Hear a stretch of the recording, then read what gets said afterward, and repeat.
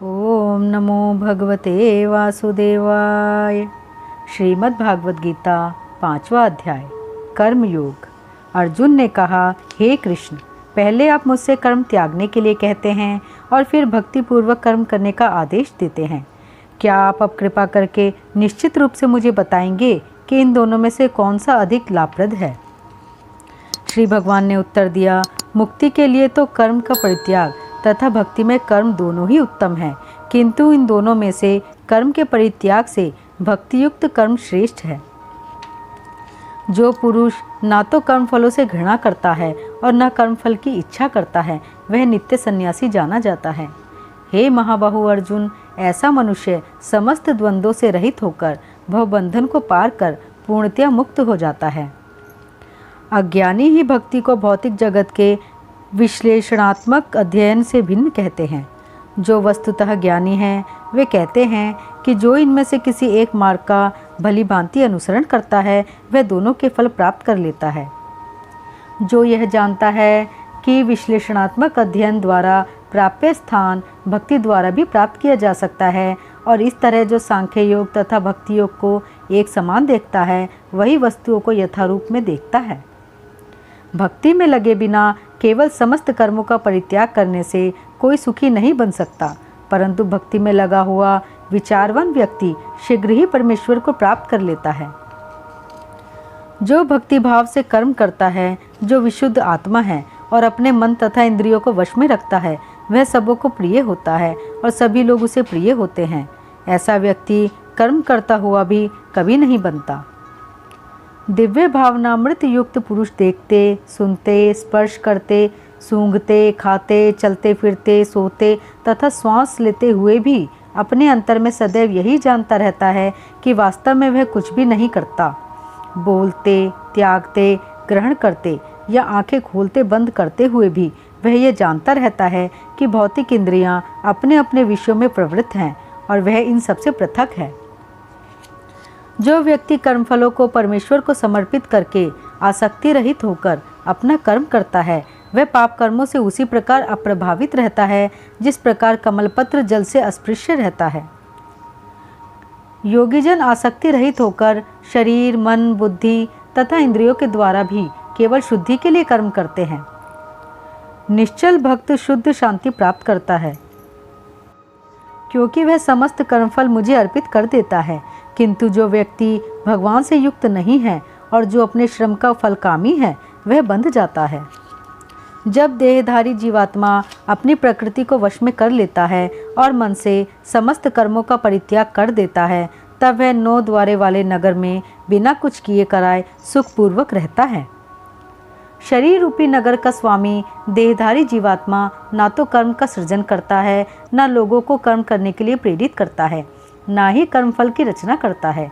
यह सब तो प्रकृति के गुणों द्वारा ही किया जाता है।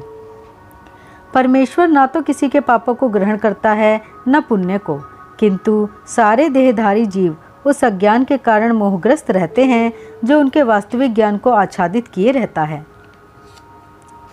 किंतु जब कोई उस ज्ञान से प्रबुद्ध होता है जिससे अविद्या का विनाश होता है, तो उसके ज्ञान से सब कुछ उसी प्रकार प्रकट हो जाता है जैसे दिन में सूर्य से सारी वस्तु प्रकाशित हो जाती है। जब मनुष्य की बुद्धि, मन, श्रद्धा तथा शरण सब कुछ भगवान में स्थिर हो जाते हैं, तभी वह पूर्ण ज्ञान द्वारा समस्त कल्मश से शुद्ध होता है और मुक्ति के पथ पर अग्रसर होता है। विनम्र साधु पुरुष अपने वास्तविक ज्ञान के कारण एक विद्वान तथा विनीत ब्राह्मण, गाय, हाथी, कुत्ता तथा चांडाल को समान दृष्टि से देखते हैं। जिनके मन एकत्व तथा समता में स्थित हैं, उन्होंने जन्म तथा मृत्यु के बंधनों को पहले ही जीत लिया है। वे ब्रह्म के समान निर्दोष हैं और सदा ब्रह्म में ही स्थित रहते हैं। जो ना तो प्रिय वस्तु को पाकर हर्षित होता है और ना अप्रिय को पाकर विचलित होता है, जो स्थिर बुद्धि है, जो मोह रहित है और भगवत विद्या को जानने वाला है, वह पहले से ही ब्रह्म में स्थित रहता है।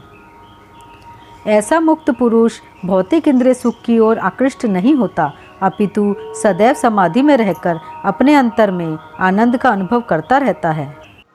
इस प्रकार स्वरूप सिद्ध व्यक्ति परब्रह्म में एकाग्रचित होने के कारण असीम सुख भोगता है। बुद्धिमान मनुष्य दुख के कारणों में भाग नहीं लेता जो कि भौतिक इंद्रियों के संसर्ग से उत्पन्न होते हैं। हे कुंती पुत्र, ऐसे भोगों का आदि तथा अंत होता है, अतः चतुर व्यक्ति उनमें आनंद नहीं लेता। यदि इस शरीर को त्यागने के पूर्व कोई मनुष्य इंद्रियों के वेगों को सहन करने तथा इच्छा एवं क्रोध के वेग को रोकने में समर्थ होता है तो वह इस संसार में सुखी रह सकता है। जो अंतःकरण में सुख का अनुभव करता है, जो कर्मठ है और अंतःकरण में ही रमण करता है तथा जिसका लक्ष्य अंतर्मुखी होता है, वह सचमुच पूर्ण योगी है।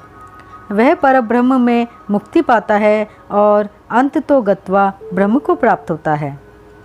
जो लोग संशय से उत्पन्न होने वाले द्वैत से परे हैं, जिनके मन आत्म साक्षात्कार में रत हैं, जो समस्त जीवों के कल्याण कार्य करने में सदैव व्यस्त रहते हैं और जो समस्त पापों से रहित हैं, वे ब्रह्म निर्वाण को प्राप्त होते हैं।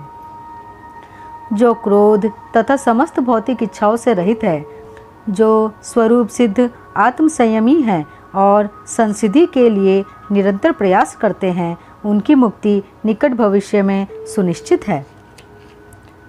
समस्त इंद्रिय विषयों को बाहर करके दृष्टि को बाहों के मध्य में केंद्रित करके प्राण तथा अपान वायु को नथुनों के भीतर रोककर और इस तरह मन, इंद्रियों तथा बुद्धि को वश में करके जो मोक्ष को लक्ष्य बनाता है, वह योगी इच्छा, भय तथा क्रोध से रहित हो जाता है। जो निरंतर इस अवस्था में रहता है, वह अवश्य ही मुक्त है। मुझे समस्त यज्ञों तथा तपस्याओं का परम भोक्ता, समस्त लोकों तथा देवताओं का परमेश्वर एवं समस्त जीवों का उपकारी एवं हितैषी जानकर मेरे भावनामृत से पूर्ण पुरुष भौतिक दुखों से शांति लाभ करता है। मुझे समस्त यज्ञों तथा तपस्याओं का परम भोक्ता, समस्त लोकों तथा देवताओं का परमेश्वर एवं समस्त जीवों का उपकारी एवं हितैषी जानकर मेरे भावनामृत से पूर्ण पुरुष भौतिक दुखों से शांति लाभ करता है। श्रीमद् भागवत गीता 5वां अध्याय यहीं समाप्त होता है। ओम नमो भगवते वासुदेवाय।